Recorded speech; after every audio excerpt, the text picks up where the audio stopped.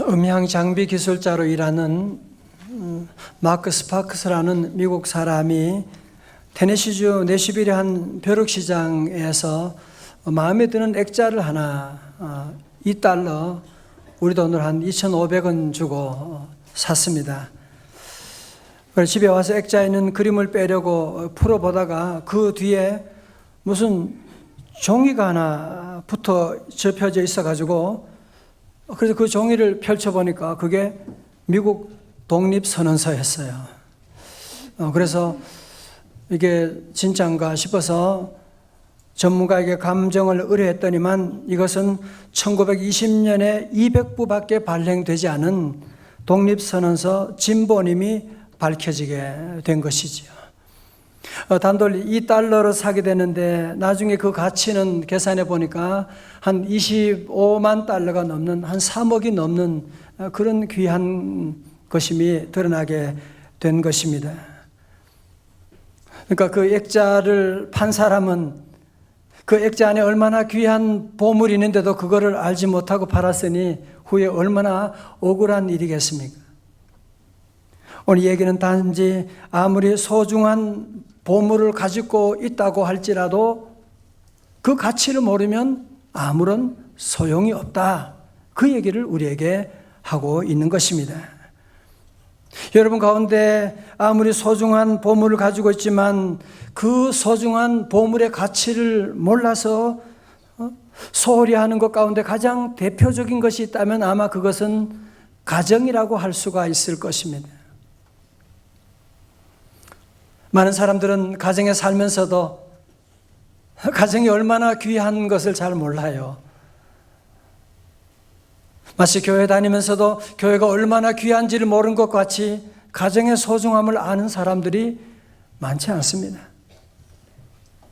우린 다 어리석어서 사랑하는 가족을 보내고 나서야, 정든 집을 떠나고 나서야, 정말 내가 좋은 집에 살았는데, 너무 행복한 순간이었는데, 나중에 그것을 깨닫는 일이 우리 안에 얼마나 많이 있습니까? 오늘 주일은 어린이 주일이기도 하지만 또 내일이 어버이날이고 해서 오늘 어린이주일과 어버이주의 말씀을 함께 묶어서 하나님 주시는 은혜를 함께 나누기를 원합니다. 우리는 그런 생각을 자주 하지요. 좋은 집안이라야 훌륭한 자녀가 태어나는 거야 라고 하는 그런 고정된 그런 사고를 할 때가 많이 있습니다만은 항상 그렇지 않습니다. 이제 그 대표적인 가정을 본다면 바로 야곱의 가정이라고 할 수가 있습니다. 여러분, 야곱의 가정은 여러분의 가정하고도 비교가 안 되는, 여러분의 가정이 지금 불행하다, 문제가 많다, 아니에요. 야곱의 가정을 한번 보자고요. 2절에 보면 야곱의 족보는 이러하니라.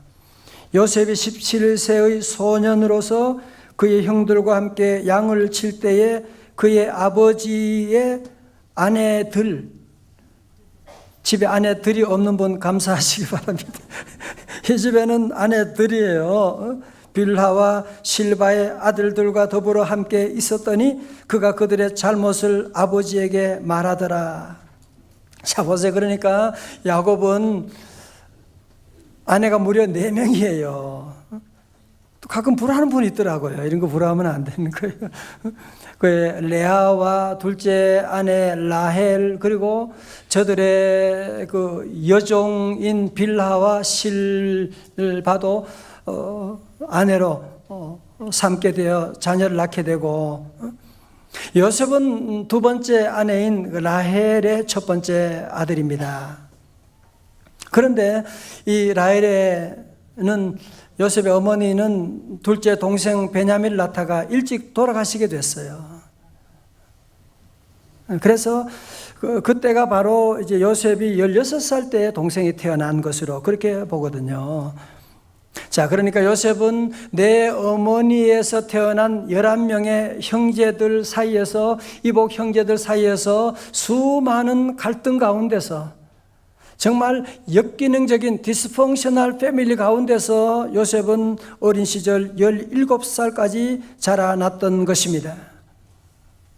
과학자들은 그런 말을 합니다. 사람의 품성과 기질의 대부분은 유전자에 달려 있다고 그렇게 얘기를 하고 있는데, 여러분, 야곱은 최악의 가정 환경 가운데서 어떻게 이 요셉이라고 하는 위대한 인물이 이 가정에서 나올 수가 있을까?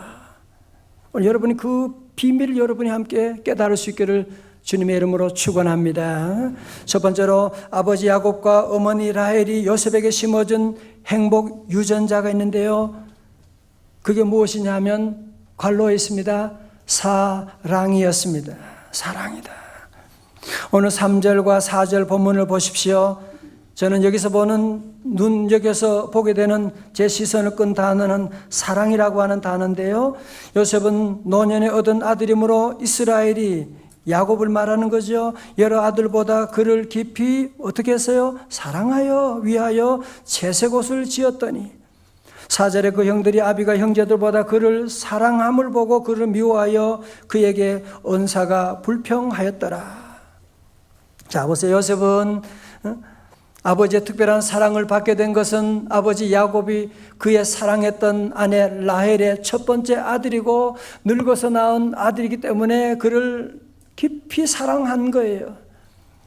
그에게 아름다운 채색 옷을 입히고, 요즘 말로 하면 양복을 입히고, 다른 누구보다도 그를 더 사랑해 주었다고 하는 사실. 여러분, 요셉이 어릴 때 받았던 그 행복 유전자, 사랑을 받았다고 하는 사실. 여러분 아세요? 어릴 때 받았던 그 부모님으로부터 받았던 그 사랑들이 우리의 자존심을 만들어가는 겁니다. 보세요. 미국 국립병원 책임자였던 르네 스피츠 박사는 비록 고아원이라도 사랑의 접촉을 가진 아이는 건강하게 자랐다. 그러나 비싼 유모차에서도 사랑의 접촉이 없이 자란 아이들은 점점 약해졌고 접촉 결핍증 때문에 세포들이 죽어갔다고 보고하고요. 캘리포니아 임상의사인 빌 존슨 박사는 가출 소녀의 90%가 사랑의 접촉 결핍증에 걸려 가출 소녀가 되었다고 그렇게 말하고 있습니다. 사랑하는 성도 여러분, 우리 어린 자녀들이 주는 최고의 선물은 장난감이 아닙니다. 좋은 컴퓨터 게임이 아닙니다.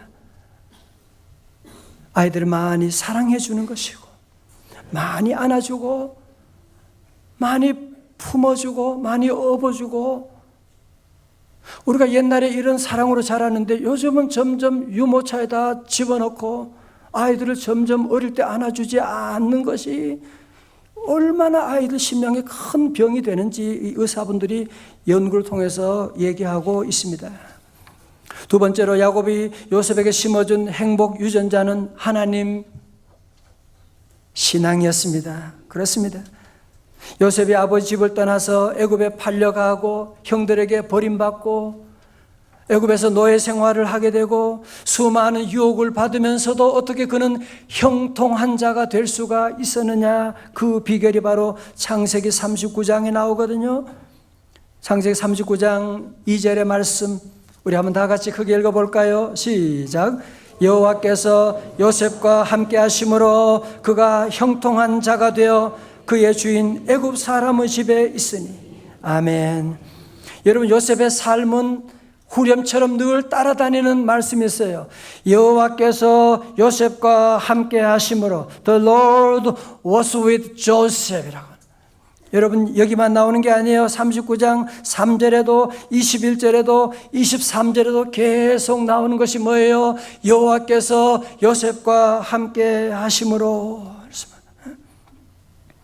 뿐만 아닙니다. 그는 청년 요셉이 애굽의 대통령 경호실장 보디발의 아내의 집요한 유혹을 당할 때 요셉이 뭐라고 했어요? 창세기 39장 9절입니다. 이 집에는 나보다 큰 이가 없으며 주인이 아무것도 내게 금하지 아니하였어도 금한 것은 당신뿐이니 당신은 그의 아내입니다. 다 같이요. 그런즉 내가 어찌 이 큰 악을 행하여 하나님께 죄를 지으리까. 아멘. 자, 여러분 다 들어보세요. 여러분, 요셉의 형편을 한번 생각해 보세요. 여기는 애굽이에요. 엄마 아빠도 안 계세요. 교회도 없어요. 하나님이 어디 계세요? 하나님이 계시다면 나를 이렇게 노예로 버릴 수가 있겠어요? 그러나 요셉은 하나님이 보이지 않지만 그는 하나님을 믿고, 어떻게 내가 이 일을 해서 하나님 앞에 득죄할 수가 있느냐? 그는 애굽에 가서도 늘 하나님이 나와 함께 하신다고 하는 임마누엘 신앙을 가지고 그는 형통한 자가 되어가는 거예요. 나중에 그는 애굽의 총리 대신이 되는, 그래서 고대 근동에 흉년이 오게 되는데 그 흉년에서 그 지역을 건지는 그런 지혜로운 경영자가 되고 나중에는 자기 민족을 구원하는 일까지 하게 되잖아요. 자, 보세요. 여러분이 요셉이 어디서 이런 믿음을 배웠겠어요?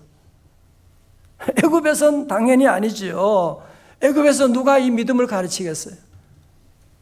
그는 어릴 때 엄마 품에서, 그리고 아버지 야곱으로부터 하나님에 대한 믿음 신앙을 배우게 되고, 할아버지 이삭으로부터 아브라함에 대한 얘기도 듣고, 하나님이 살아계시다고 하는 그 말씀을 듣게 되었고, 하나님의 사랑에 대한 말씀을 귀가 따갑도록 듣지 않았겠습니까? 잠언 22장 6절, 우리 오늘 요절 말씀이거든요. 다 함께 크게 봉독합니다. 시작. 마땅히 행할 길을 아이에게 가르치라. 그리하면 늙어도 그것을 떠나지 아니하리라. 아멘. 우리 설교 노트 우측 밑에 보면 영어로 더 나와 있는데요. 마땅히 행할 길을 아이에게 가르치라. 번역이 조금 문제가 있어요. 영어는 뭐예요? Train a child. 가르치라가 아니에요. 트레인 하라는 거예요. 어릴 때부터 무엇이 옳고 그른지를 가르쳐주고, 어릴 때의 신앙을 가르쳐주고, 어릴 때의 참이 무엇이고 거짓이 무엇인지를 분명히 가르쳐주라고 하는 것입니다. 그러면 늙어도 그것을 떠나지 아니하려. 우리 속담도 비슷한 거 있죠. 3살 버릇이 여든까지 간다.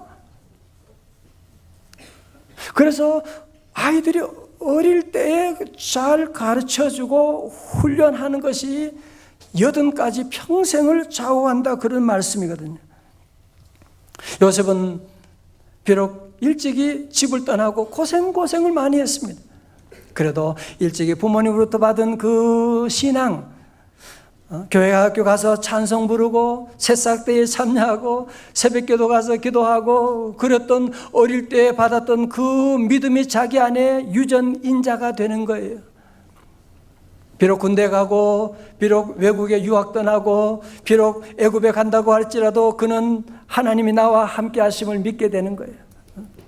하나님이 나와 함께 하시는데 내가 어떻게 하나님 앞에 이런 죄를 범하리까? 그렇게 고백하며 자기 민족을 구원하는 위대한 인생이 될 수가 있었던 것입니다. 여러분, 출애굽의 영웅 모세도 어디서 하나님 신앙을 배웠겠어요? 어린 시절에 그가 애굽에서 궁궐에서 40년 보냈지만 그 전에 나일강에서 건진받아서 그의 어머니가 젖을 뗄 때까지 한 3년 동안 모세를 안고서 하나님 사랑을 가르쳐주고 하나님 신앙을 가르쳐줬던 그 3년의 신앙 교육이 애굽에서 궁궐 교육 37년을 넉넉히 이겨나갈 수가 있었게 된 것입니다. 할렐루야. 서울대학교 보건대학원 조영태 교수님이 올해 2월에 한 인터뷰에서 원래 중학교 3학년과 초등학교 6학년에 올라가는 두 딸이 있는데 난 이들에게 사교육을 시키지 않는다고, 또 농업 고등학교에 보내고 싶다고 말해서 세간의 주목을 받게 되었는데, 이분은 우리나라 손꼽히는 인구학자입니다. 앞으로 10년 후를 내다보는 거예요. 그러면서 이분은 앞으로 4년 뒤에는 4년제 대학교 들어가는 것은 그 누구나 다 들어갈 수 있는 그런 때가 오게 된다고 하는 것을 얘기하고 있는, 그러니까 더 이상 대학 진학에 부모들이 여기에 열을 내지 말라는 거죠. 마치 보세요. 쉽게 말하면 그런 거예요. 우리가 옛날에 아파트, 큰 평수 아파트 얼마나 많이 지었어요.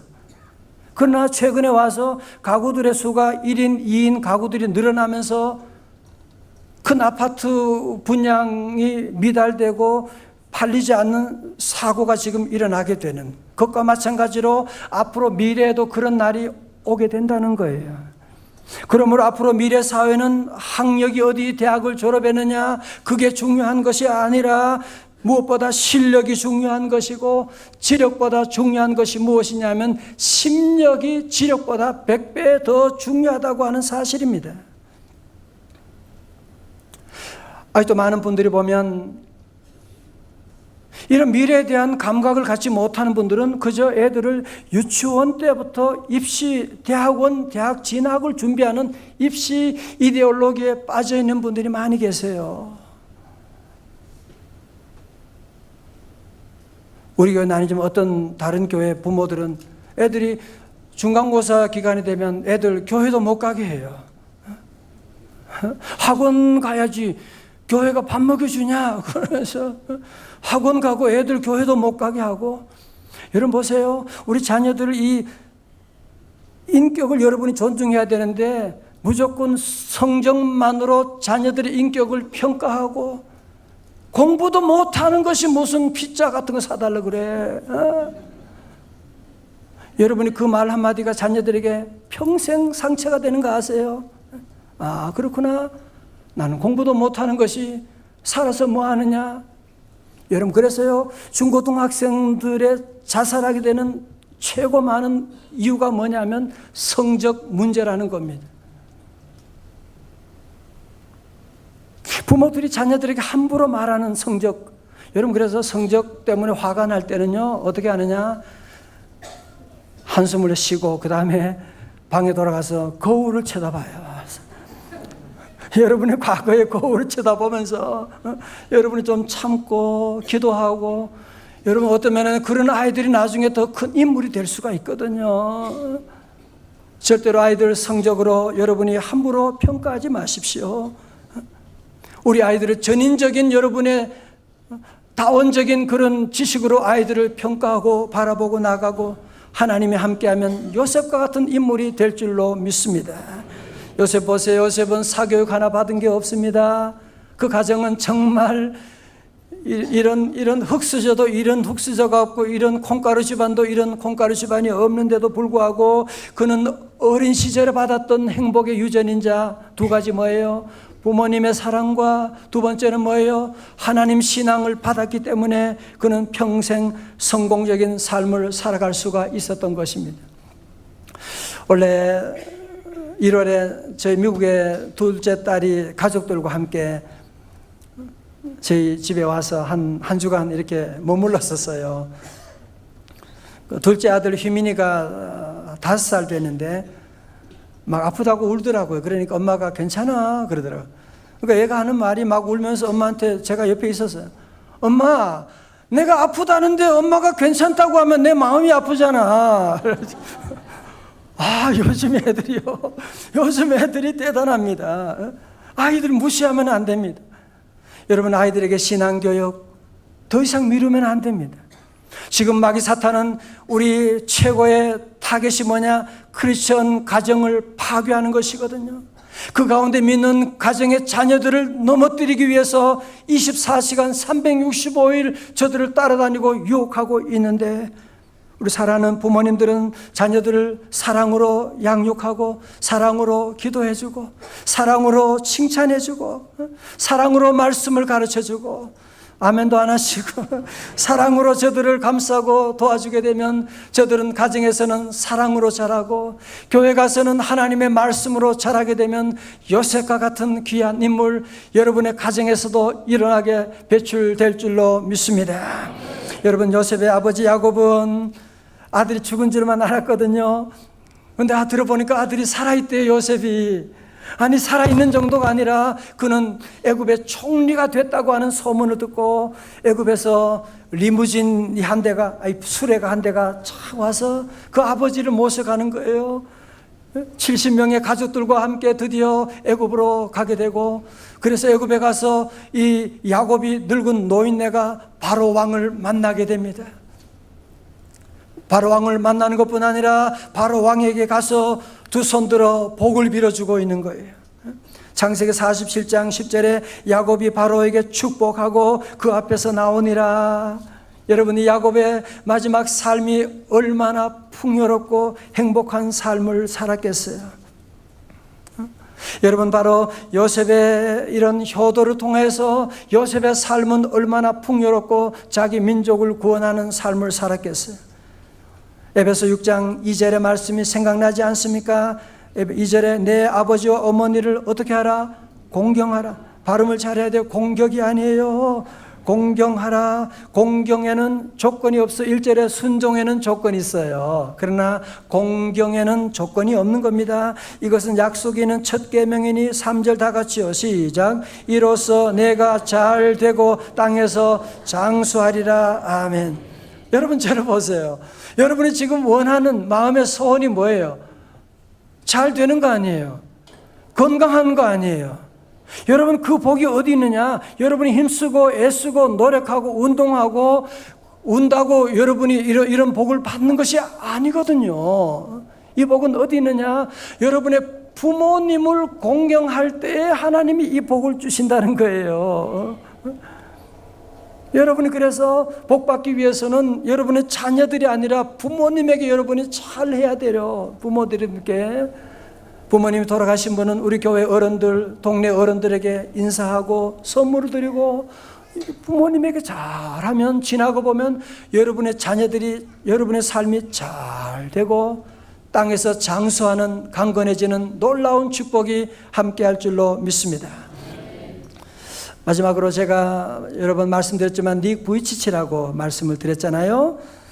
닉 부이치치는 해표증이라고 하는 희귀병으로 태어날 때부터 팔다리가 없었어요.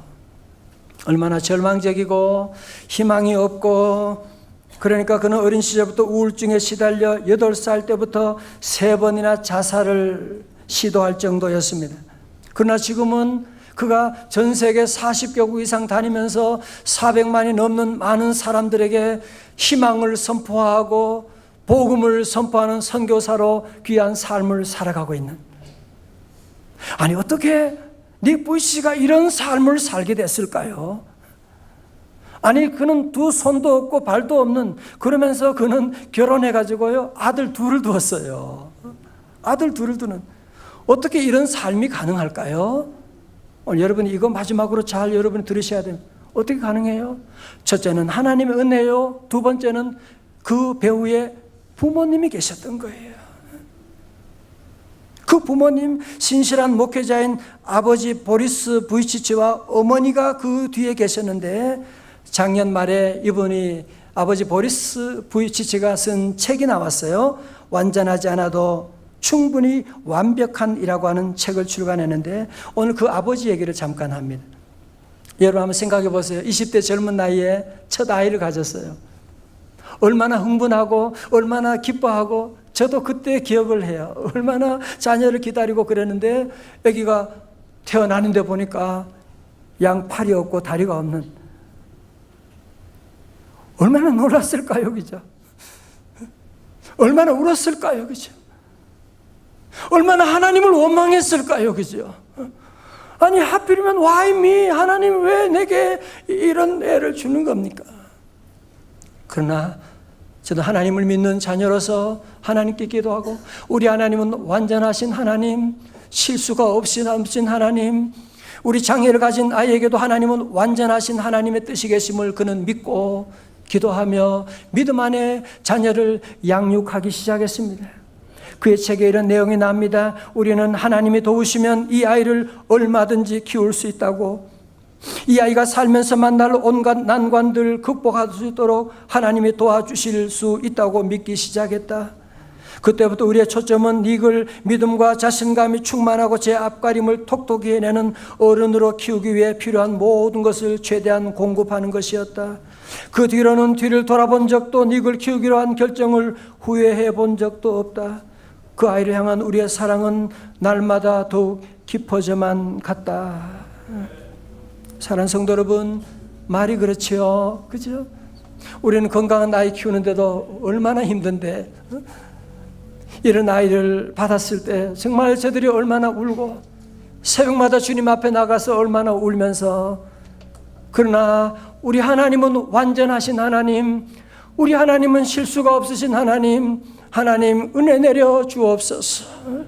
하나님의 사랑으로, 부모님의 사랑으로 그 아이를 키웠는데 보세요. 닉 부이치치 전 세계에 희망을 선포하고 복음을 전하는 귀한 삶을 살아가게 되었잖아요. 혹시 여러분 가운데 자녀 교육 때문에 힘든 분도 계실 거예요. 여러분이 아무리 힘들어도 이 닉 같은 아들보다는 덜 힘들지 않을까요? 성도 여러분, 다시 시작하십시오. 지금이라도 자녀들에게 행복 유전자를 넣어주십시오. 많이 사랑해주고 지나칠 정도로 사랑해주고, 그리고 우리 자녀에게 하나님 신앙을 가르쳐주고 기도해주고 나가게 되면, 그러면 행복 유전자가 그들에게 심겨지게 되어서 하나님이 함께 하시면 저들은 위대한 인생이 될 수가 있고, 여러분의 자녀 가운데도 이런 위대한 인생, 요셉과 같은 귀한 인물이 나오게 되고, 여러분의 자녀의 자녀 가운데도 이런 귀한 인물이 나오는 놀라운 축복이 함께 하시기를 주님의 이름으로 축원합니다. 이 시간 함께 우리 찬송할 텐데요, 오늘 찬송 함께 아버지여 고쳐주소서, 상처난 우리 가정을 고쳐주세요. 하나님, 상처난 내 심령을 고쳐주옵소서. 함께 이 시간 찬송하며 주님 앞에 나가도록 합니다. 아버지여 고쳐주소서.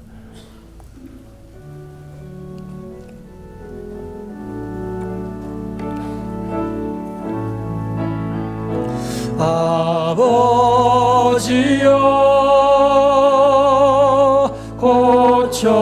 고쳐주소서. 이 나라 주의 것 되게 하소서.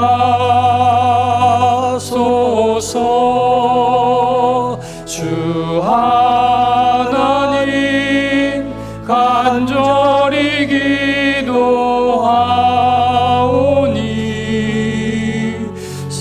상한 이 땅 새롭게 하소서. 이번에 찬송할 때 아버지여 이 가정을 고쳐주옵소서. 아버지여 고쳐주소서. 이 가정 주의 것 되게 하소서. 주 하나님 간절히